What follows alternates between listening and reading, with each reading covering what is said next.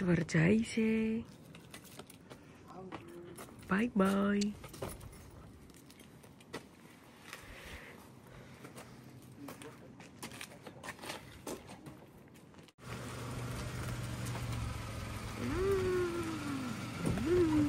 By. Ahmedabad જઈશ પછી વડોદરા. ધીમે ધીમે. હા ધીમે. સારું ચાલો આવજો. હા bye bye. Good morning everyone. તો અમદાવાદ જવા માટે નીકળી ગયો છું અને અત્યારે પહોંચ્યો છું ચોટીલા. આજે અમદાવાદ મીટિંગ છે અને પછી આઈ થિંક અમદાવાદથી તે આજે અમે વડોદરા માટે નીકળી જવાના છીએ અને વડોદરા નાઇટ સ્ટે કરશું અને પછી સુરત જશું અને સુરતથી રિટર્ન થશું. અત્યારે ચોટીલા પહોંચ્યો છું.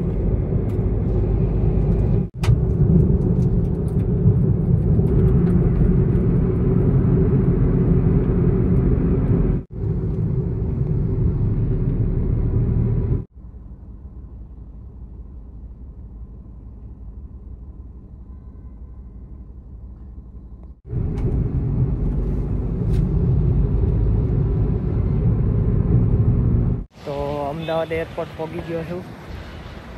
અમારા જે ગેસ્ટ આવે છે કંપનીમાંથી સર આવ્યો છે એને પિકઅપ કરવા માટે આવ્યો છું. પછી જશું બિઝનેસ મીટિંગ માટે. અત્યારે અમદાવાદ એરપોર્ટ ટર્મિનલ 1 ઉપર છું.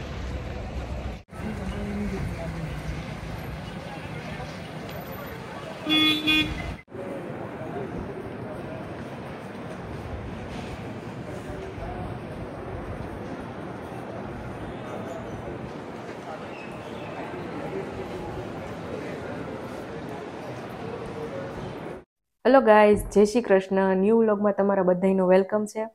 તો તમને બધાને ખબર જ છે કે ઈશ્વર 3 દિવસથી નથી, બહાર ગયેલો છે. બહાર મીન્સ કે સુરત છે. તો પ્રિયંકા અહીંયા આવેલી હતી, એ પણ સુરતની જ છે. તો મેં એમને પૂછ્યું બપોરે કે તારી કઈ બસ છે. તો બસનો નંબર મેં મારા મોબાઈલમાં નાખ્યો. તો મોબાઈલમાં નાખ્યો તો એમાં એક લાસ્ટ સિંગલનો સોફો ખાલી હતો. તો મને વિચાર આવ્યો કે કોઈ નહીં, ચાલ ઈશ્વર કાલે સુરતથી રાજકોટ એકલો ડ્રાઇવિંગ કરીને આવવાનો છે. તો મને એમ થયું કે સુરતથી રાજકોટ આવું એકલા માટે થોડુંક ડિફિકલ્ટ છે.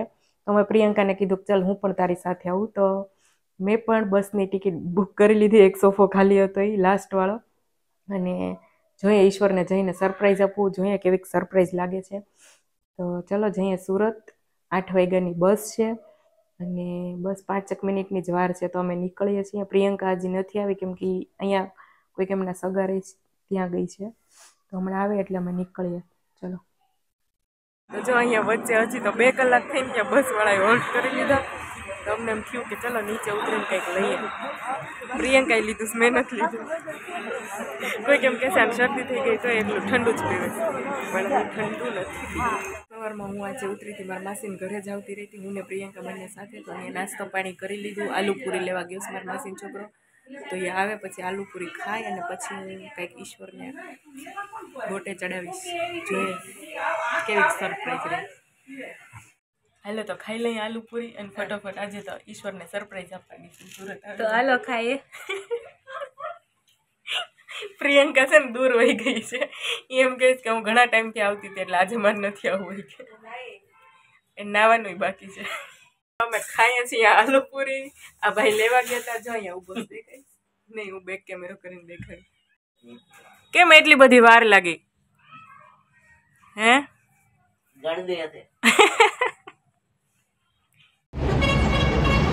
તો સુરતથી હું રિટર્ન થતો હતો રાજકોટ જવા માટે. તો યોગિતાના માસીના છોકરાનો ફોન આવ્યો મારી ઉપર કે યોગિતાની વસ્તુ અહીંયા સુરતથી લઈ જવાની છે. તો રસ્તામાં ગેલોક્સ આવે ને ત્યાં તમે ઊભા રહેજો, ત્યાં આવજો. એટલે હું અહીંયા ગેલોક્સે ઊભો રહ્યો અને સરપ્રાઈઝ મને જ મળી ગઈ કે મેડમ પોતે અહીંયા પહોંચી ગયા છે. હંતાઈ છે, એને એમ છે કે મને ખબર નથી હું આવ્યા છું. જો હમણાં તમને દેખાડું.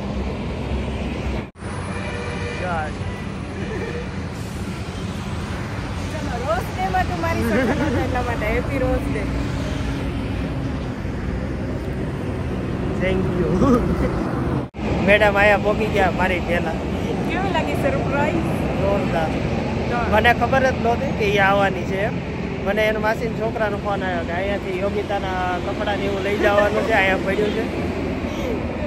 તો મેડમ પોતે અહીંયા પહોંચી. સવારે હું મારા માસીના ઘરે ગઈ હતી, મેં વિડીયો આગળ શૂટ કરેલો જ છે, આની અંદર આગળ નાખી દઈશું.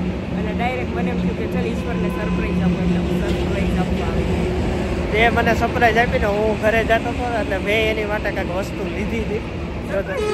હા, જો આપણા ગાડીની અંદર હતા.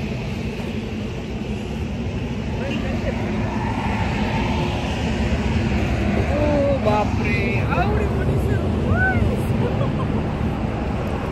એને એમ કે મને એકને સરપ્રાઈઝ દેતા આવડે.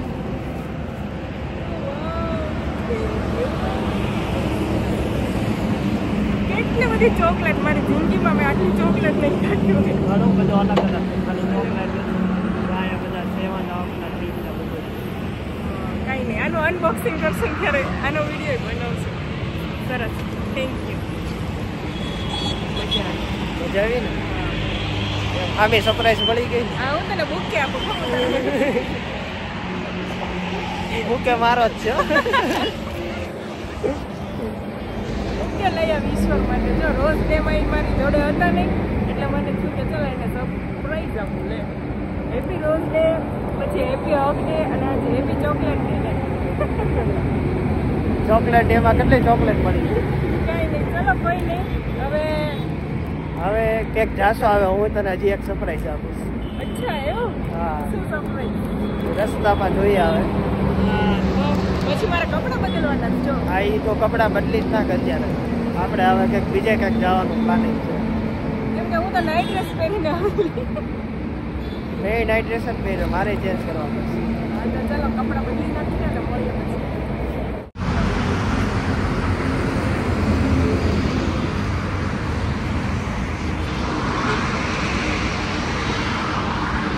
ચલો, મેં ને ઈશ્વરે કપડાં ચેન્જ કરી લીધા. હવે નીકળશું. એને કીધું કપડાં ચેન્જ કરી લે, કેમ કે હું નાઇટ ડ્રેસ પહેરીને આવી હતી. એને નાઇટ ડ્રેસ જ પહેર્યો હતો.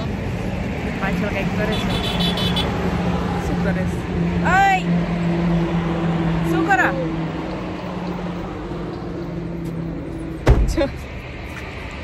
બૂટ બદલું છું. બૂટ શૂઝ બદલું એમ કહેવાય. જોડા બદલું. આપણે દેશી છે, દેશી જ રહેવાનું. દેશી જ છે, કઈ વિદેશી નથી. હા, તો પણ લેંગ્વેજ થોડીક ચેન્જ કરાય. સારું, ચલો. ક્યાં જવાનું છે? સરપ્રાઈઝ. તો જા એમ કહીશ કે હું તને કંઈક તે મને સરપ્રાઈઝ આપીશ ને, એટલે હું તને કંઈક સરપ્રાઈઝ આપવા કંઈક લઈ જાઉં છું. પણ ક્યાં લઈ જઈશ ને કંઈ ખબર નથી. હવે આ કંઈક રસ્તો આવે છે, ક્યાં લઈ જાય? કીધું ખરા તો સરપ્રાઈઝ કોને કહેવાય?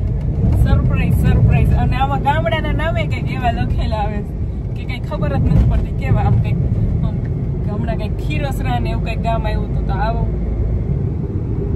તને નહીં ખબર પડે. ત્યાં ઊંધે રસ્તેથી હલાવે છે.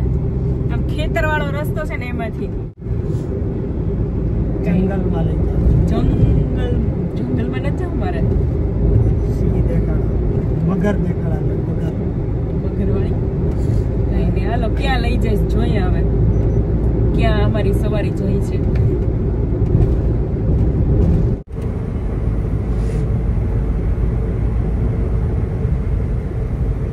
જો બળદ ગાડી જાય છે શેરડી ભરીને.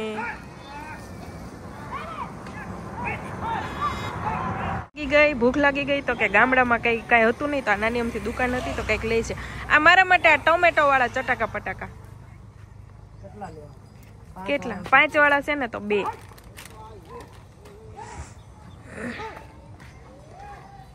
બીજું શું લેવાનું? કોઈ નહીં, ચલો.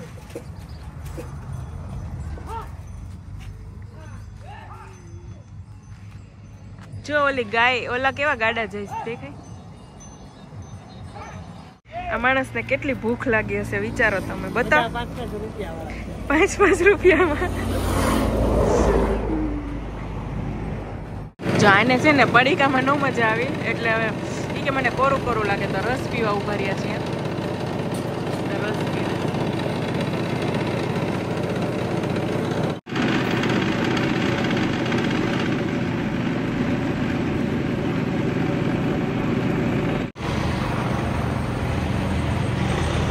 ભાગી જાય ને તો હગો નહીં થાય. મેકી દે.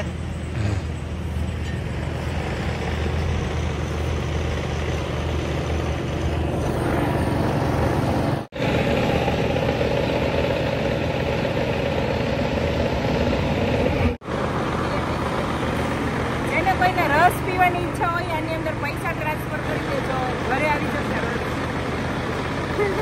નહીં આવે તો બધા તારી પાસે માગશે.